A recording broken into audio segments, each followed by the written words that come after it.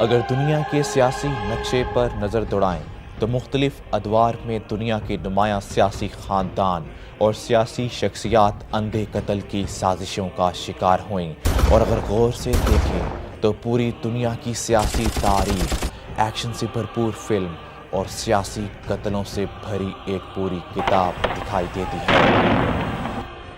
واضح رہے کہ ہندوستان کی تاریخ کا پہلا سیاسی قتل 30 جنوری 1948 میں ہوا، جب مہاتما گاندھی برلا بھون میں پرارتھنا سبھا یعنی اجتماعی عبادت میں حصہ لینے جا رہے تھے تو ان پر ناتھورام گوڈسے نامی شخص نے گولیاں چلا دیں۔ پاکستان میں سیاسی قتل جو کہ اب تک غیر حل شدہ ہیں، ان کی تاریخ وزیر اعظم خان لیاقت علی خان سے شروع ہوتی ہے، جب انہیں 16 اکتوبر 1951 کو کمپنی باغ راولپنڈی میں بھرے جلسے میں گولی مار دی گئی۔ ایک پولیس افسر نے موقع پر ان کے مبینہ قاتل سید اکبر خان کو گولی مار کر ہلاک کر دیا، گویا لیاقت علی خان کے قتل کیس کو ہی گولی مار دی گئی۔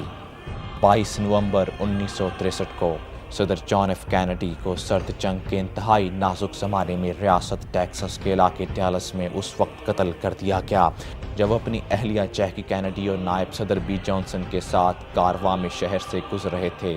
اس قتل کو عام طور پر روس اور کیوبا کی ایک ایسی سازش تصور کیا جاتا ہے جس میں امریکہ کے خفیہ ادارے CIA اور FBI بھی شامل تھے۔ دوسری امریکی اسیسینیشن 1968 میں ہوئی، جب انسانوں کے لیے آزادی، مساوات اور انصاف کا خواب دیکھنے والے پہلے سیاہ فام امریکی مارٹن لوتھر کنگ کو قتل کر دیا گیا۔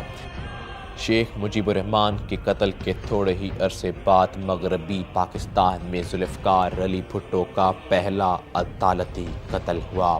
ذوالفقار علی بھٹو نہ صرف پاکستان کے پہلے عوامی وزیر اعظم تھے، بلکہ انہوں نے اپنے دور 1972 سے 1977 میں کئی ایسے اقدامات کیے جس سے پاکستان ایک مضبوط اور غیر جانبدار ملک کی طرح عالمی نقشے پر ابھرنے لگا۔ یاد رہے، مشرق وسطیٰ میں مصری صدر انور سادات کو 6 اکتوبر 1981 میں ملٹری پریڈ کے دوران ایک فوجی نے جس کا تعلق اسلامی جہاد سے تھا ہلاک کر دیا۔ اس کا نام خالد استنبولی تھا اور اسے اگلے ہی سال 1982 میں پھانسی دے دی گئی۔ خالد استنبولی کے علاوہ اس حملے میں ملوث ایک شخص کو عدالت کے ذریعے ملزم قرار دینے کے بعد امریکہ نے اسے مصر کے حوالے کر دیا۔ مصری حکام نے خبر رساں ایجنسی AFP کو بتایا کہ نبیل سلیمان اسلامی جہاد کا رکن تھا جس کا تعلق اسامہ بن لادن کی تنظیم القاعدہ سے بتایا جاتا ہے۔ قاہرہ پہنچنے پر نبیل سلیمان کو مصری حکام نے حراست میں لے لیا۔ وہ 1992 سے امریکہ میں تھا۔ امریکی سفارت خانے کے بیان کے مطابق نبیل سلیمان امریکہ میں غیر قانونی طور پر رہائش پذیر تھا۔ انور سادات کے قتل کے پیچھے 2 نظریے کار فرما ہیں۔ ایک یہ کہ امریکہ ان کی امن پسند پالیسیوں کے خلاف تھا۔ مغربی طاقتیں چاہتی تھیں کہ مشرق وسطیٰ میں مزید جنگیں چھیڑی جا سکیں تاکہ اس خطے کو مزید چھوٹی چھوٹی ریاستوں میں تقسیم کیا جا سکے، جبکہ دوسرا نظریہ یہ ہے کہ مصر میں اسلامی جہاد گزشتہ 3 دہائیوں سے سرگرم ہے اور یہ تنظیم انور سادات کی اسرائیل کے ساتھ ہونے والی مفاہمت کی مخالف تھی۔ یہ تنظیم مصری حکومت کا تختہ الٹ کر اسلامی حکومت کا نفاذ چاہتی تھی۔ دوسری طرف حال ہی میں مصری حکام نے انور سادات کے قتل کے ایک اور مجرم کرم زیدی کو رہا کر دیا۔ کرم زیدی مصر کی اسلامی شدت پسند تنظیم الجماعت الاسلامیہ کا ایک اعلیٰ رہنما تھا۔